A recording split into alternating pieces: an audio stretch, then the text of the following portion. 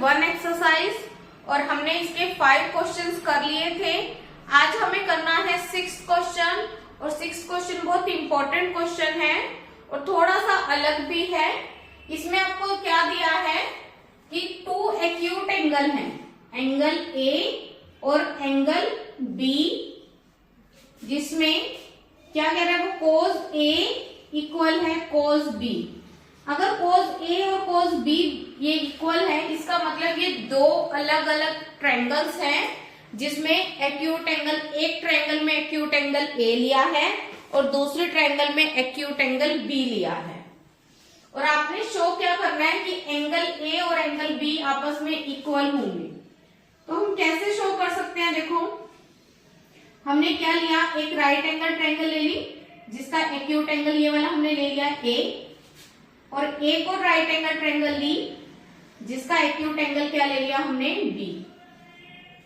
अब इसमें acute angle तो हमने ले लिए, इनको आपस में इक्वल दिखाना है। तो पहले हम इन ट्रायंगल्स की नेमिंग कर लेते हैं। एक्यूट एंगल तो उसने दिए हुए हैं, आप बाकी जो नेमिंग है वो खुद जो मर्जी कर सकते हो। जैसे मैंने ले लिया ए पी क्यू और इसको ले लिया हमने बी एम एन। अब इसके बाद हम क्या करेंगे, जो इसने कोस ए और कोस बी को इक्वल लिया है, हम इसकी वैल्यू अपने अकॉर्डिंग निकाल लेते हैं फॉर्मूला लगाकर। क्या होता है फॉर्मूला? पंडित बद्री प्रसाद हर हर बोली, सोना चांदी तोले। ये होता है कोस। कोस किसके इक्वल होता है? Base upon hypotenuse. अगर हम कोस ए ले रहे हैं तो हमें पहले राइट एंगल ट्रायंगल देखना है क्योंकि उसमें एक्यूट एंगल है ए, और इसको बेस लेना है, इसको परपेंडिकुलर और इसको हाइपोटेन्स। जो एक्यूट एंगल यहाँ पर मेंशन होता है वो वाली साइड हम बेस लेकर चलते हैं। तो बेस कितना है हमारे पास? एपी, और हाइपोटेन्स कितना है? ए क्यू।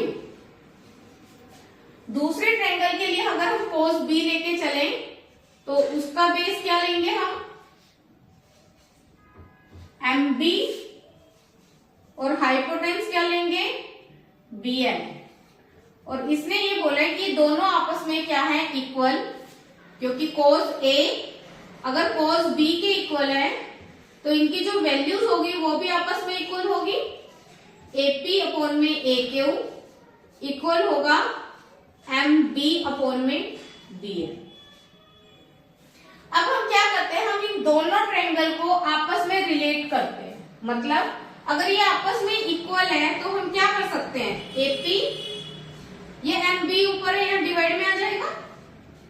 ए क्यू यहाँ डिवाइड में इधर गया तो मल्टीप्लाई में, और इसको हमने कांस्टेंट टर्म के इक्वल ले लिया हमने के। और देखो रिलेशन कैसा बना, एपी इसका बेस, एम बी दूसरे ट्रायंगल का बेस, ए क्यू इस ट्रायंगल का हाइपोटेन्स, और बी एन दूसरे ट्रायंगल का हाइपोटेन्स। तो दोनों ट्रायंगल्स में बचा कौन? परपेंडिकुलर। परपेंडिकुलर की वैल्यू हम निकाल सकते हैं पाइथागोरस थ्योरम से। क्या होता है पाइथागोरस थ्योरम के अकॉर्डिंग? अगर इस ट्रायंगल में देखें तो हाइपोटेन्यूस का स्क्वायर इक्वल होता है बेस का स्क्वायर प्लस परपेंडिकुलर का स्क्वायर। परपेंडिकुलर हमें निकालना है। परपेंडिकुलर क्या है? P Q, as it is रहने दो उधर ही। एपी प्लस का था, इधर आया तो माइनस का पी क्यू स्क्वायर, और पी क्यू की वैल्यू क्या निकल गई? इसका रूट।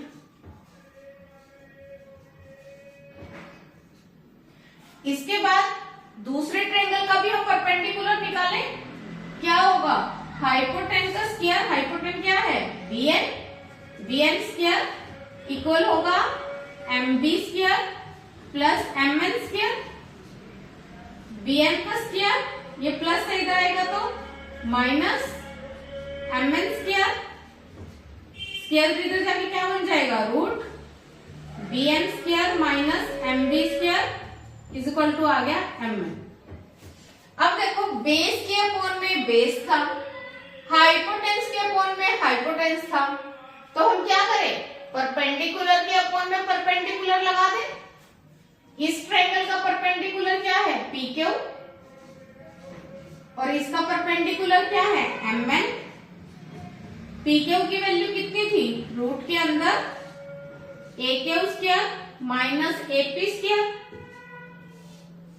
यहां से एम एन के परपेंडिकुलर था, इसकी वैल्यू क्या थी, B N square minus M B square. अब हम क्या करते हैं, हम इसकी वैल्यू फाइंड करने के लिए पहले वाली इक्वेशन पे जाते हैं। इसको बेशक आप इक्वेशन 1 ले लो। हमें क्या करना है, या तो ऊपर वाली वैल्यूज को नीचे वाले जैसा बना देना है, या नीचे वाली वैल्यूज को ऊपर जैसा। वो कैसे बनेगी, यहां से देखो ए क्यू है ना ऊपर, ए क्यू देखो ये रहा, ये अगर तीनों वैल्यू आपस में इक्वल है, यहां से हम इन दोनों वैल्यू को इक्वल करके इसको भूल जाओ, यहां से ए क्यू की वैल्यू कितनी आ जाएगी हमारे पास, बी एन यहां मल्टीप्लाई में इधर जाएगा के बी एन, और यहां से दूसरी वैल्यू किसकी चाहिए, एपी, एपी की वैल्यू क्या आ जाएगी, एपी के लिए इस बीच वाले टर्म को भूल जाओ, एपी की वैल्यू क्या आएगी, के एम बी, और ये दोनों वैल्यूज को हम इसमें पुट कर देते हैं। देखो क्या होता है,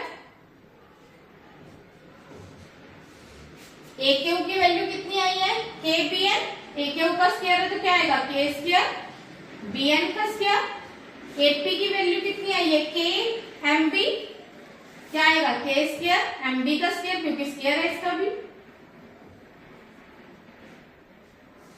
नीचे क्या है रूट में बी एन का स्क्वायर माइनस एम बी का स्क्वायर, इन दोनों का के स्क्वायर रूट से बाहर आके क्या बन जाएगा, के, और रूट के अंदर क्या बन जाएगा, बी एन का स्क्वायर माइनस एम बी का स्क्वायर, नीचे कितना है, बी एन का स्क्वायर माइनस एम बी का स्क्वायर, ये रूट से रूट कट गया, क्या बचा, के, मतलब P Q by M N जो था वो भी किसके इक्वल हो गया, के। इसको आप सेकेंड इक्वेशन ले लो। तो अगर आप फर्स्ट और सेकेंड को देखो, इसकी राइट हैंड साइड के इक्वल है, या के इक्वल है, तो इसका मतलब A P by M B equal हो गया A Q by B N, और वो इक्वल हो गया पी क्यू अपॉन में एम एन। मतलब इस ट्रायंगल की तीनों साइड्स और उस ट्रायंगल की तीनों साइड्स का अगर हम रेशो फाइंड कर रहे हैं, वो आपस में क्या आ गया, इक्वल। अगर दो ट्रायंगल की साइड्स का रेशो आपस में इक्वल आ जाए तो वो ट्रायंगल कैसी होती है, सिमिलर ट्रायंगल। इस ट्रायंगल की और इस ट्रायंगल की तीनों साइड्स का रेशो आपस में क्या है, इक्वल। तो देयरफॉर हम क्या कह सकते हैं, ट्रायंगल कौन सी, ए पी क्यू सिमिलर है triangle B M N.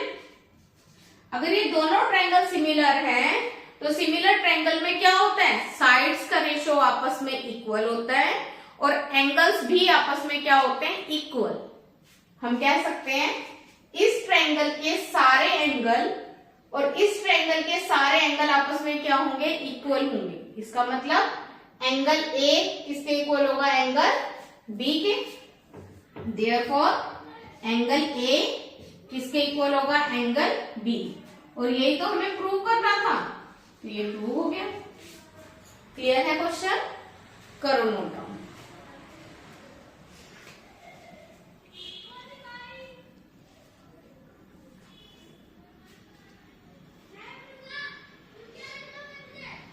Please like, share and subscribe. Thank you.